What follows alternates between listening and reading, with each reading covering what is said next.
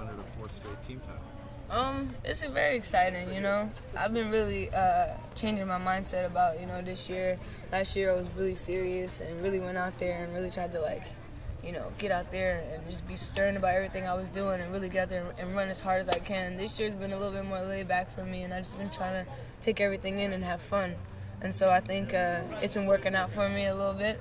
I had some good performances so far. I started a little later this year, just to go a little longer, because, you know, with this being a World Championship year, you have a long season. So I definitely am excited to actually now to get rolling and running, and excited for my team to get out there and we perform and do what we have to do to take home the fourth title. There's some familiar faces in the 60 this year. I think 4 or 5 of those girls were in that final last year. Yeah. What do you have to do to get the job done? I'm pretty much, you know, going to be my worst enemy. And, you know, everything that I don't do right is going to affect me and hinder me to get, you know, the goals that I need to get. And so pretty much, you know, the field is always going to stay the same. I never hold anything past anyone. So those girls are probably going to go out there and give me a run for my money, which I would love for them to do. I love a challenge, and so I'm going to get out there and run right with them. And I always tell Coach, you know, I never go in a race saying I just want to run a win. You know, I want to run this time, I want to win. I just want to compete, you know, be to the caliber of the field and perform high and come out with a gold. I assume you're in the 4x4 pool? Yes, sir. Always. I mean, how bad do you want to run that? You know, it's something that I have a love-hate relationship with.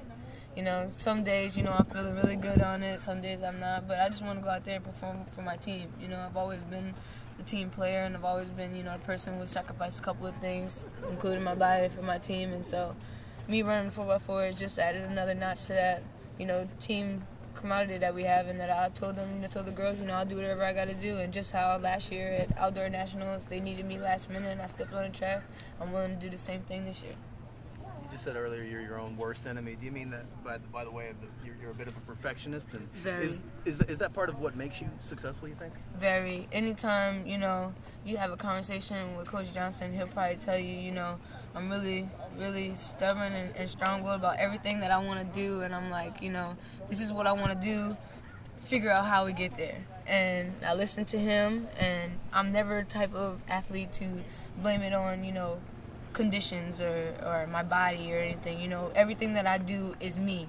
And so if I get out there and I don't execute the race like I should, then it's my fault. And I've always held myself accountable, and so that's why I always say I'm my worst enemy, because if I don't do what I'm supposed to do, the reason why I lose is because of me. Do you think that attitude kind of pervades on the entire team, and that maybe is one of the reasons why folks are so successful in seeking all these repeat championships? We definitely, you know, since my freshman year, have definitely had more of a hold each other accountable type feel on the team now. You know, before it was kind of, I wouldn't say every man for himself, but it definitely was a different feel till now. Now everyone looks at each other and says, you know, everybody pull your bootstraps, everybody get your hard hat, let's all go to work, instead of, you know, I'm going to show up for work today and then you can come in tomorrow. So we definitely pull each other together, and when one person is excelling, it fuels a fire for the whole team and everybody else wants to follow. So that's all I wanted to be when I came here, you know, just that little match to keep the fire going. You're one of the girls, there's a lot of girls on this team that don't know what it's like not to win an indoor national title, which is crazy. Are there tangible benefits of having that many people on this team that know what it's like to win in that championship environment? It's very, very, it helps us a lot.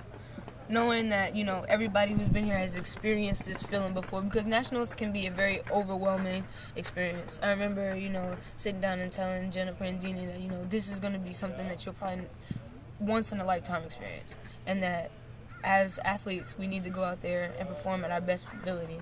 And these people that are going to be on the stands aren't going to be worried about if you didn't get enough sleep or if you didn't prepare well, you know, the 2 days before. We have to get out there and perform like champions, because everyone sees University of Oregon as champions. And so it's definitely great to have, you know, other teammates on the team to be able to have that feeling and have that, you know, chip on their shoulder to know, okay, we've been here before, let's go. We do it every year, let's get the job done.